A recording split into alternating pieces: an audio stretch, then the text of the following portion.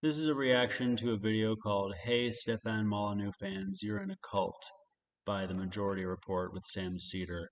Now, this is not a rebuttal to Michael Brooks because he has died since the creation of this video, but I do want to comment on what he has to say. So, Sam Cedar is like a progressive slash liberal, like kind of progressive. He wants to be progressive. He wishes he was progressive. He has sometimes talked about libertarian socialism on the show, but not very often. So, Sam Cedar does not like libertarians. Michael Brooks does not like libertarians. And they're saying that Stefan Molyneux is creating a cult because libertarians have a cult like idea and a cult like set of assumptions that doesn't make sense to them. And they were unable to touch on one issue besides the New Deal and whether it created poverty. They were unable to engage any idea, any topic in politics, and they were unable to discuss substantially the theory or idea of anything that Stefan Molyneux has talked about. Now, I'm not here to praise Stefan Molyneux without hesitation. Like, I know he has said some racist and sexist things, and I don't agree with him on those things. I think at one point, even though he's Canadian, he said some things in favor of Trump. I didn't agree with those things that he said in favor of Trump. And I don't want to dwell on the things he's done wrong because I'm partially here to defend him, to defend at least his DEFOOing idea. That means disassociating from one's family of origin. That's what DEFOOing stands for. And people mischaracterize that. Stefan Molyneux has said that, here's the background you have to understand. Stefan Molyneux was abused as a child. Now, I think it's safe to assume that that abuse included emotional and psychological manipulation by parents, and probably includes some kind of physical and or sexual trauma. He's also said that his wife was abused. Now, I don't know the details of what kind of traumas and abuses that included, but here's the thing. Libertarianism and the non-aggression principle, like, here's why the non-aggression principle is important to libertarians. It's fundamentally about consent. The consent of the governed is the only rational basis for the existence of a legitimate government. You have to be able to consent to a way to pay taxes that you agree with, and you have to consent to the laws. You have to agree that these laws are rational. And in order to do that, for citizens to be able to do that, we have to have a rational set of laws. And I think preferably one that's simple and easy to understand so that people can defend themselves in court because lawyers are expensive.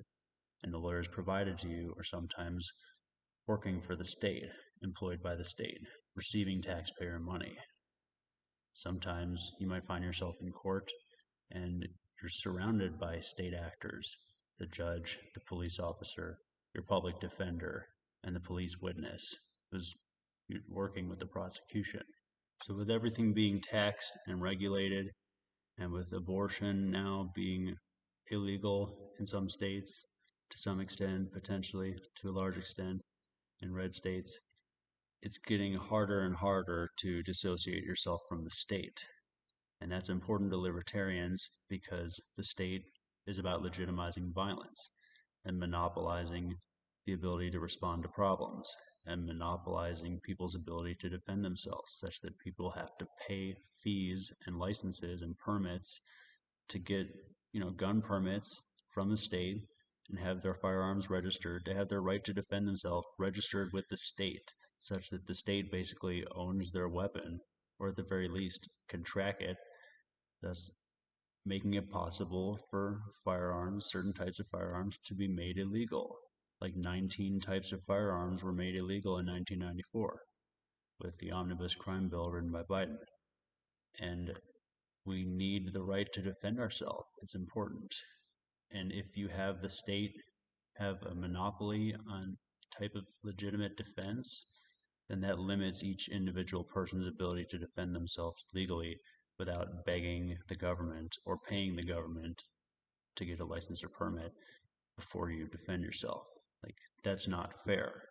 Some of us have been abused and hurt And I think we should have the right to defend ourselves. And you don't need to go taking all different kinds of weapons away from people who have a rational basis to believe that they might be kidnapped. Like, not everyone who believes that they may be kidnapped or held at gunpoint or mugged at some point in their lives is crazy. Like, that happens sometimes. People do get mugged and kidnapped. And some people rape people or abuse people, and some people track their victims. Some people don't want their victims to speak out. Some people try to bribe their victims. Some pimps, all pimps probably, track their prostitutes to make sure they come back with money and beat them if they don't come back with money and monopolize them monetarily and in defense and in terms of romance. Sometimes if the pimp depends on the prostitute for sex in addition to money, so the pimp takes away all alternatives from the prostitutes, and that's what the state is doing to the people, to the point where even your right to get married is licensed out to the state. You can't apply to get married unless you apply first to apply to get married and pay $60. And that doesn't make sense. So we need a rational government that's based on consent and based on fundamental human rights. And the idea that your right to get married does not come from the government, but should be recognized by the government because it's recognized by you voluntarily and your spouse voluntarily and a community of people who support your decision and don't consider it an abomination that threatens to harm children or other people incapable of consenting. And right now, we don't have a society, or more importantly, for the purposes of this discussion, a government that are based on consent. We need to have a government based on the consent of the governed. That's total and absolute. You have equal protection under the law, but also protect everyone's freedom, where whether you have property and how much money you have doesn't change your access to the law. Everyone would have equal and uniform access to the law, but I think a lot more cases would be being heard, and less cases would get settled out of court if most of the cases being litigated were actually about laws that people strongly believe in. Like, if we had laws that are mostly just based on protection of people's persons, their bodies, and their legitimately acquired property, instead of just litigating all these federal laws that hold people accountable for using the public services that we all use, like without paying enough, not paying as much as the government thinks they should be paying, things like that, and engaging in vices that aren't deprivations of human liberties. So we don't have a government that's based on consent right now. We have a government that's based on violence and monopoly and territory and centralization of resources and decision making and monopolization of people's ability to defend themselves. So we don't have a free society. And I think freedom is really important. Is it so important that it's worth getting rid of government if government becomes so violent and monopolistic, statist that is, and destructive of the ends that it was originally supposed to support, namely freedom and equal protection under the law?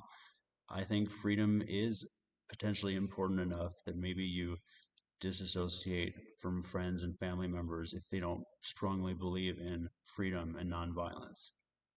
Yes, if people think that it's no big deal that we're being taxed every year to fund illegal wars and unconstitutional and immoral wars, and that those wars are being managed politically by people who are suspected sex criminals, like, I have a right to know what's going on, and I have a right to refuse to pay taxes. That's what I think. And I think it's wrong if someone comes and uses violence against me for not wanting to pay up to support wars. Like, you might say, hey, that money is also used for good things to support you. It's like, yeah, but there are other ways to fund those things, and I don't use all of those things.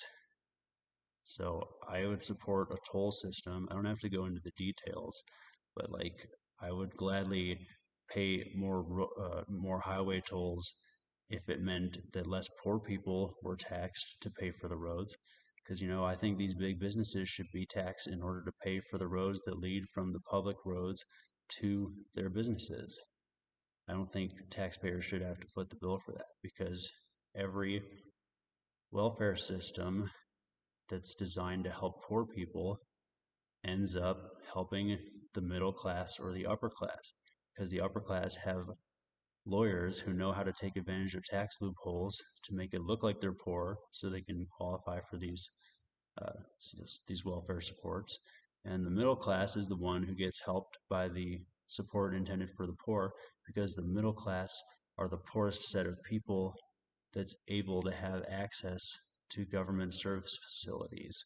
And the lower middle class is the only one who has their shit together enough to be able to put on clothes that are reasonably clean and know how to read and write and be able to fill out forms and like go to you know go fill out forms and go apply for these services. Like, if you're too poor, it's really hard to access government services, because you have to figure out how to scrounge up enough money to pay for a bus and for an envelope and postage and to apply to jobs. You have to figure out how to get internet access. If you're homeless, you have to go to the library to get internet access unless you have a phone. So it hasn't changed in 2,000 years. In the Roman times, food benefits intended for the poor end up going to what was basically the middle class, because they were the only ones they were the poorest citizens that weren't slaves. Like, slaves were non-citizens who didn't qualify for these food benefits, and they probably got some food kickdowns, but like, the middle class was the one that was helped. So libertarians and myself and Stefan Molyneux all say, hey, your state isn't working. It hasn't been working for thousands of years. There's plenty of things you can do to make it less monopolistic, less centralized, less involuntary, less violent, less territorial. And people are like, you guys are insane. You support the Confederacy and racism. It's like, we support free speech, and we want people to understand that the North didn't just want to abolish slavery. What they cared more about was making money off of slavery. They didn't want, the South didn't want Southern ports to get taxed because they didn't want internal tariffs, which are illegal, by the way. So the South was justly protesting against tariffs imposed on Southern ports by the Northern states, essentially, because they were the ones in charge, because they're about to win the war. They're they're elected. They're the majority dominant party in the years before Lincoln, at least, except during the Whig presidencies. But so the South had some points, like, not to say that slavery was right, but the Union and Lincoln wanted to keep the Union together.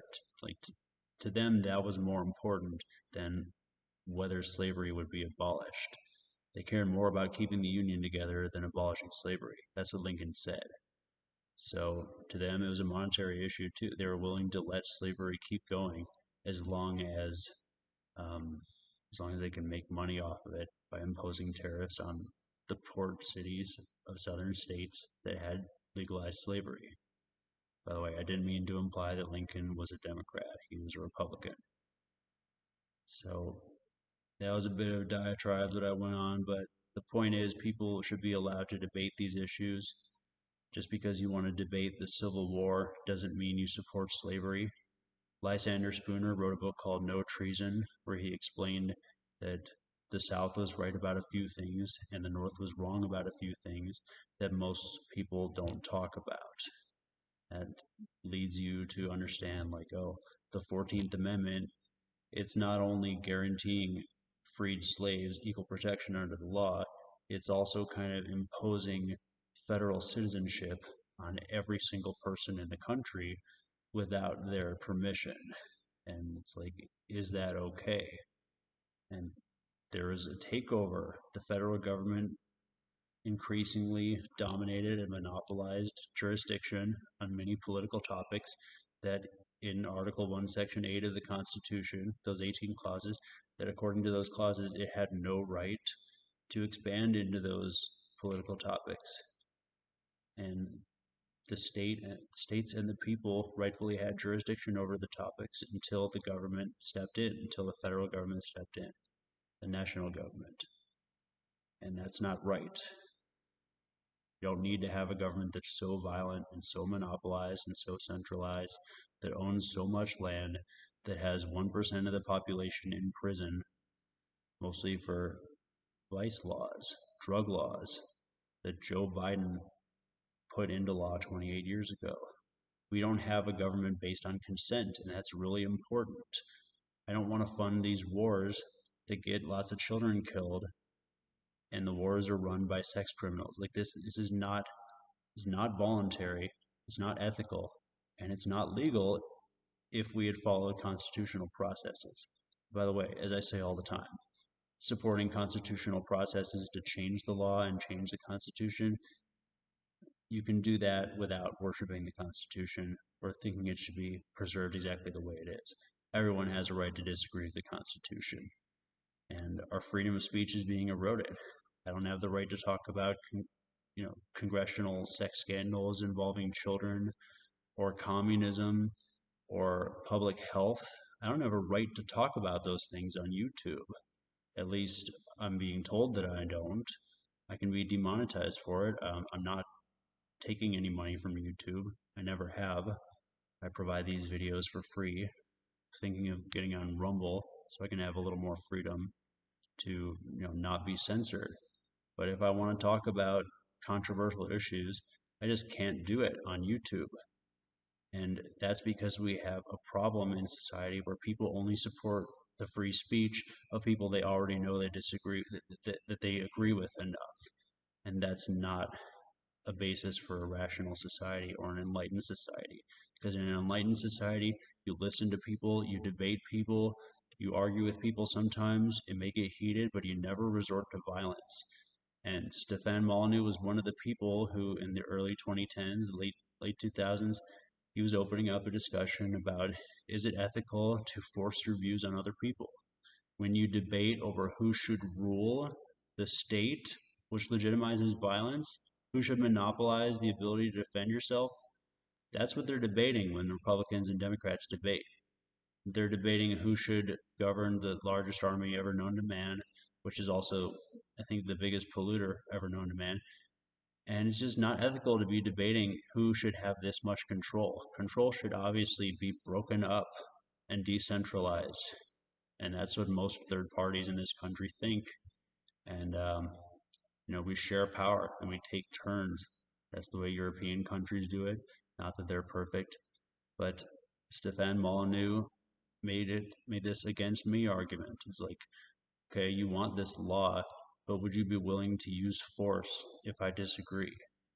It's like, and he also raised an important question. What's the point of being in a debate if we're just debating about who gets to control the other person? What about my freedom to go the other way as long as I'm not harming somebody else? And some people will ignore that. Some people think in their head but not say it out loud, like, you are essentially the property of the commons, and you having a disease or not getting tested for COVID or whatever should mean that you have to change your behavior because you have a duty to the collective. And someone asked Stefan Molyneux, do you think the collective has any rights? And Stefan Molyneux shot the guy down. He just said no. And it's like, what about collectives? What about voluntarily pulling together collectives of people? What if in each area you have a commons and common land and a community like there is now? That's not what the guy asked him, but my point is, I think Stefan Molyneux could have done a lot better to engage this guy's ideas, because Stefan Molyneux is saying individuals have rights. I think they do too, but he wasn't willing to entertain the idea that collectives can have rights. Now, the idea of the collective, which is what the guy was asking him about, this was like 2011 or something. I wish I knew the title of the video, but I'm not saying that the collective is anything more than just a faulty construct. In any given area, there are communities and there are people living in certain areas, but unless people voluntarily choose to be associated with the collective, then it can't really be said to exist. And I'm not saying that there should be territorially bound governments. Roderick Long has written about virtual cantons, and there's another thing called the USA Parliament, and it would have people vote online. And also, panarchy fits in with this, and national personal autonomy by Austrian Marxist Otto Bauer. Government that would exist independently of territory and location. Because check it out. If I live above somebody and below someone else, like in an apartment building, it's possible that we could subscribe to different governments. Like, what if I live on the edge of two towns? Then I could be part of one town, and my downstairs neighbor could be part of the next town. It's happened before in the Netherlands or Belgium. They made a new national border, and in one town that was on the border, depending on which street you were on, you were in a different country. And you could be on the same block as someone who's in a different country.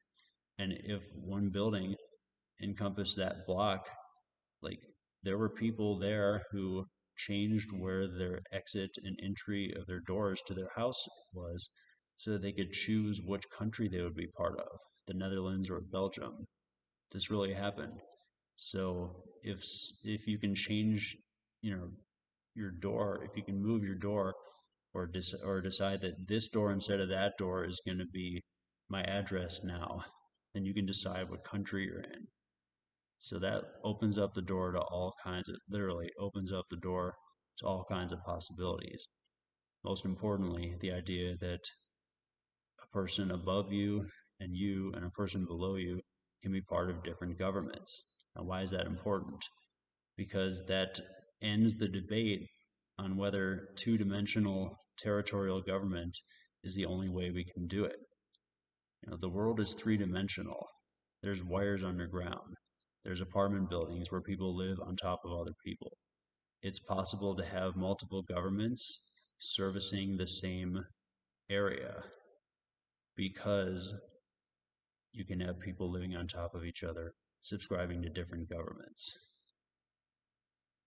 And unless we have discussions about things like this, then we're always going to have a violent, monopolistic, territorial government that doesn't respect our consent, doesn't respect our ability to deny our consent, and that makes us buy the legal opportunity to defend ourselves with only a certain set of weapons that they get to track. It's completely absurd, especially to a person who's been abused or traumatized or been subject to criminal acts by someone who used violence or forced themselves upon other people sexually, especially people like me who haven't had a trial, especially people like me who are abused by a person who is a lawyer who defends people for sex acts, including a person who had a previous conviction for trying to molest a teenager. That's my father that I'm talking about. So part of the reason why I'm a libertarian, now I lean libertarian socialist and I support anarchism too, but part of the reason that I support these ideas that are obsessed with freedom is because I had an agent of the state, a person licensed by the state, as far as I'm concerned, he's an agent of the state, force sexual acts upon me when I was between 8 and 13 years old. And the fact that I haven't had a trial, and the fact that people tell me that I should just vote for one or the other major party, it's like I was personally abused by a person who strongly believes in the Democratic Party, which has had repeated sex scandal involving children over the last 6 years especially, and a few in the decades before that. So I don't align with these people morally at all. Our views are diametrically opposed. I believe in consent strongly. To me, consent and freedom are the most important focuses of libertarianism. And I don't want people touching me against my will. And I don't respect people's supposed right to touch me if I don't want them to. And that includes with a needle. I know it's not just because it hurts. It's because I have a right to determine what goes inside of my body in a sexual way and in a health way and in food. I have a right to boycott food products. I don't if the government's stealing my money through taxation and then subsidizing big agro-industrial companies that make those foods. I don't if I can't feed people in my neighborhood with food from my garden without going through government health inspectors first to see if they want to destroy it with toxic chemicals so no one can eat it, or deny me the right to go into a grocery store dumpster and salvage what I can before it spoils, or the right to feed a large number of homeless people that need to be fed with food that hasn't been checked by the local health inspector. Like sometimes sacrifices have to be made to get people fed. You know, you don't have to have such high standards that you destroy everything below that standard. And that's what we're doing in this society. It's like conform or die. And it's just ridiculous to think that Michael Brooks and the other person on Majority Report who are talking about Stefan Molyneux's followers, you know, for lack of a better word, being a cult, and maybe that is an appropriate word. I think they would certainly think so. But the best argument they could come up with against Stefan Molyneux, which, by the way, they didn't engage him on any idea that he's talked about. They just said, I bet that he would say a thing like that there was no poverty before the New Deal. Like they just made that up in order to criticize Stefan Molyneux. And I'm not going to argue that there was no poverty before the New Deal, but I wish Stefan Molyneux would say that so I could defend the idea that because the New Deal did create some poverty. I'm not going to say it created all poverty, but the government ordered farmers to destroy livestock in order to keep livestock prices high, in order to keep meat prices high. That was a bailout, that functioned as a bailout for commercial meat producers. And as a result, that meat got destroyed and no one got to eat it. And that probably contributed to starvation in the early 30s, which America did not need at all because we had a dust bowl and a stock market depression, a crash in the late 20s. So there's starvation that's not being talked about that the FDR administration could have avoided if it hadn't used the New Deal to pay farmers to destroy their livestock. I know a guy whose grandfather was a farmer in probably Texas or something who got paid to destroy pigs. Like, that's not fair. The government caused people to starve, and the Democratic Party was responsible, and as a result, they don't want to talk about it. So I wish Stefan Molyneux would have said the New Deal created some poverty. Not all poverty, but I wish he would say that created some poverty. And I wish people on the left, like Michael Brooks and other people who are alive, unlike Michael Brooks, would acknowledge that the Democratic Party has created some starvation in the history of this country. Now, it was 90 years ago, but everyone praises the New Deal. Everyone in the Democratic Party loves FDR, and we don't talk about how he had an anti-Semitic advisor that led America to do some things to really hesitate to stop the Nazis from doing what they were doing for a while. Like, we kind of collaborated with the Nazis. We, at the very least, FDR refused to implement a plan to attempt to fly planes, bomber planes, over the tracks leading to Auschwitz. Henry Stimson advised him not to do that. Henry Stimson advised FDR not to let 600 to 900 people. There's a boat of 900 Jewish people, mostly Jewish refugees from Europe, called the MS St. Louis. I think it was 1939. And FDR, on the advice of Henry Stimson, didn't let this boat into the country. They didn't, and they had to go to Canada.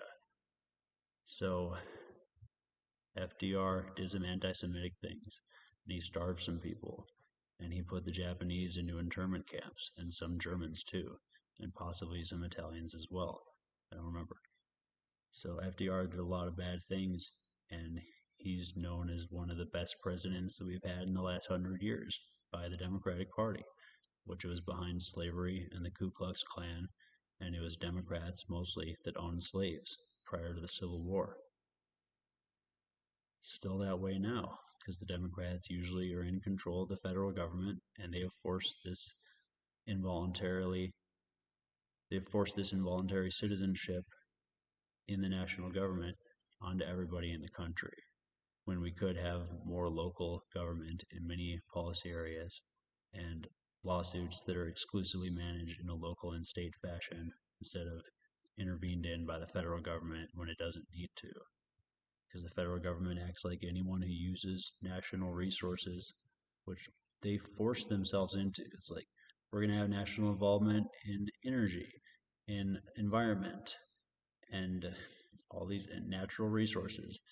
And you might think the EPA does some good work, but unless you have it spelled out legally that the national government is supposed to be supreme in the area of environment, then it'll just be an endless debate between the national government and the states over who should be in control of environment, of urban renewal and housing, of energy, of agriculture. So we need to have a government that's understandable so that we don't have these debates, and so that states can be sovereign in certain areas and the federal government can be sovereign in other areas. So there's not overlapping. So there's not FBI trying to override state authorities. It's not a cult. There's no group of people who started following Stefan Molyneux around, making a lifestyle out of following him from speech to speech. There haven't been major fires in universities, people trying to stop people from seeing Stefan Molyneux speak in public. There have been no controversies of Stefan Molyneux speaking in public and inciting a mob to riot, or inciting people to attack women or non-whites or trans people. That hasn't happened. There's no cult of Stefan Molyneux. There's just people who believe it's acceptable to stop associating with your family once you realize that they don't give a shit about consent or freedom, and especially if they've personally abused you and routinely ignored your ability to deny consent, routinely ignored your ability to defend yourself. Basically, I'm saying, yeah, if your family hit you, if someone in your family molested you and no one did anything about it, hell yeah, you should stop talking to your family and people who don't care about your right to bring charges against the people in your family who abused you when no one did anything about it and no one cared and no one spoke up about, even when you were a child, about how strictly you were being disciplined, which should be a warning that maybe the parent is going too far. So the government is just like a big parent. Chris Matthews said Democrats like the mommy party, Republicans like the daddy party, and the Democrat party is acting like an enabling mother who is in denial that her husband is abusive. And my family is just a microcosm of that. Read what Wilhelm Reich said about the relationship between child abuse and parenting and the authoritarian state. He basically said the strict discipline of children, and especially embarrassing them about sex or controlling them sexually, it makes them more vulnerable to being bullied by the state. It makes them more vulnerable to the state's authoritarianism. So that's what we're dealing with. Stefan Molyneux looked at the state and he said it's a big tax farm. We're on a farm. We're being required to work it like domesticated animals or basically slaves. He said he would always say, to see the farm is to leave it. Once you notice you're in a farm, your mind instantly leaves it. Like, I don't want to work on a farm forever.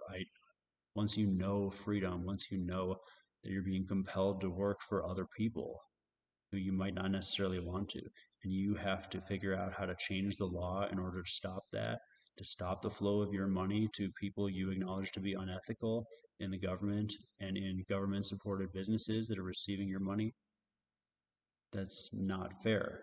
Stefan Molyneux was one of the earliest people after the Ron Paul Revolution who was talking about things like this, who was talking about dispute resolution organizations, who was talking about how to have law and peaceful civic order in case the state collapses.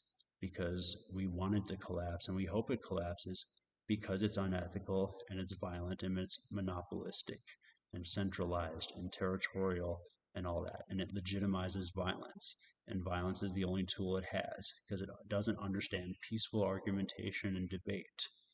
If it did, we would have an equal debate between 4, 5, 6, 7 parties, anyone who has over 1%.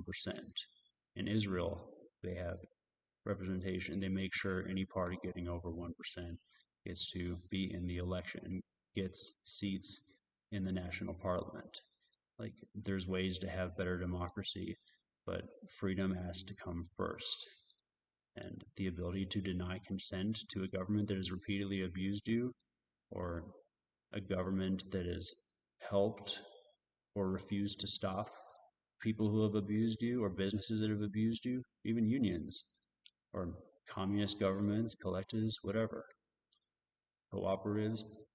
You should be able to bring a lawsuit against people without the state obstructing you.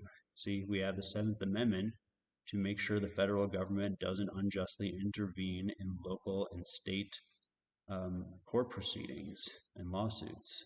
And we don't use the 7th Amendment anymore. We figure out ways to put 7th Amendment activists in jail. We take away their freedom of speech. And we take away their right to participate in this society. We turn people into criminals because we don't want people exposing that we are free. We just have to know how to defend ourselves in court. But that just begs the question, do you really want to spend your whole life defending yourself in court? Is that what freedom looks like? No. But we have to understand freedom and understand how to defend ourselves in court without a lawyer that's licensed by and working for, potentially, the state to help us, quote unquote. Because they're very expensive. They might not work directly in our interest. And we have a right to have a lawyer who is directly aligned with our interest, not a lawyer who's going to compromise a prosecutor to make sure you get punished when you didn't do anything, or make sure your abuser isn't punished too harshly, or whatever bullshit they try to sling at you.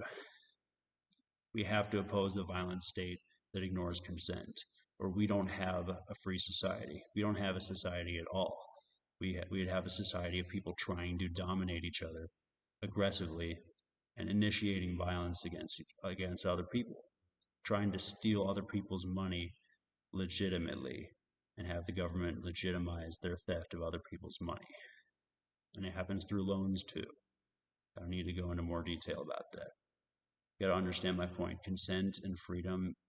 Consent is the key to freedom. Those are the most important ideals for libertarians. And if people repeatedly abuse you or ignore your freedom to speak, you have the right to stop associating with them, because no one can force you. And if they can, that is involuntary servitude. And you can debate whether that's the same thing as slavery or not, but it is illegal. Involuntary servitude is illegal according to the 13th Amendment, which means the national government, the federal government, can prosecute you, supposedly and ideally, for infringing on another person's freedom, for requiring someone to serve you against their will. That's what involuntary servitude means. That's illegal. So freedom is the law right now, if you respect the 13th Amendment. But then, of course, the 14th Amendment makes national citizenship compulsory on everyone. It's like, well, if we have a country that's based on that 13th Amendment freedom, which is rooted in a lot, the 5th Amendment freedom, then we have a society where maybe it's worth it to say to everyone in the country, this applies to you. You have freedom. And maybe that helps protect our freedom from our states a little bit. I like to think it does. So these are the kind of ideas that Stefan Molyneux started talking about. Total freedom and why it's important, and how it goes down to the family level. And I think this DEFOOing idea, disassociating from your family of origin, if they are abusive towards you, or sexually abusive, or emotionally or physically manipulative to such an extreme degree that if they try to coerce you a lot, put you under duress to make decisions, try to control your finances, In Ireland, they're trying to make that kind of thing illegal. I think at the very least, especially if you're not going to make it illegal in America, at the very least, you should be able to dissociate from other people who have abused you in the past or that you say have abused you. You know, I like to be able to go into a witness relocation program voluntarily. Like, I know a lot of stuff about my abuser, my father, and the people he's associated with, and the crimes or legalized trafficking of children that his types are involved with in this county. I know a lot of stuff, and I like to be protected. And right now, I don't trust my government to protect me. And if they offered, I would be suspicious. But if I had a choice, I'd like to have some kind of local government protection. I think when kids lose their parents or kids are abused, they should be cared for by a relative who's trustworthy or someone in the community before they're cared for by someone who's not biologically related to them or someone who works for the government or works for their state or something. Like, local solutions might not be perfect, but they're better than national solutions because national solutions put all your eggs in one basket. So we need decentralization, we need freedom, and we need a government based on consent. It's consent of the governed, and the right to deny consent if someone tries to force you into a society that you're worried is not going to respect your rights and respect your freedom and your liberty.